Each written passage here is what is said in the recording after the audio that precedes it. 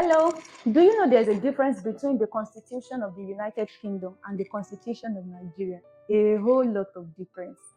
Welcome to Legal Advisors World. My name is TM Francis, and here we answer all your legal questions in the most simplified manner. So in the previous episode, I mentioned that I was going to dedicate a whole video to the Constitution as a source of the Nigerian law. Yes, and this is what we are here to do. So this is a tribute to the Nigerian Constitution, or to constitutions generally. First, what is a constitution? A constitution is a document that contains the rules and regulations governing a country, or the rules and regulations governing a particular country.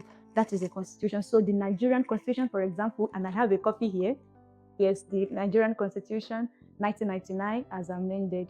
It contains the rules and regulations that governs Nigeria. It is the law from which every other law must find its source. Every other law must find its source in the Constitution. Any law whose source cannot be traced to the Constitution, then is not a law in Nigeria. So a constitution can either be written or unwritten. A written constitution is a constitution that is codified in a single document, like the Constitution of Nigeria. An unwritten constitution is a constitution that is not codified in a single document, like the Constitution of the United Kingdom. Okay?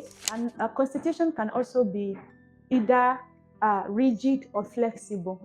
So written constitutions are usually rigid, while unwritten constitutions are usually flexible. So you can also see the difference now between the UK and Nigeria. So UK's constitution is flexible, Nigeria's constitution is rigid. And what that simply means is that it is not easy to amend a rigid constitution. So the Nigerian constitution is not easily amended. In fact, according to Section 9 of the 1999 Constitution of the Federal Republic of Nigeria, it provides that before a constitutional amendment can be done, consent must be given by 2/3 majority of the National Assembly and a totality of all the state houses of assembly. So it's not easy to amend a rigid constitution. Another feature, or a constitution can also be either presidential or parliamentary. Yes. The 1999 Constitution of the Federal Republic of Nigeria is a presidential constitution. It provides for the office of the president, who is the executive head. He is the head of government, he is the head of state, he is the executive head. And there are other arms of government, but the president is elected by the people and he's the executive head. That's an example of a presidential constitution.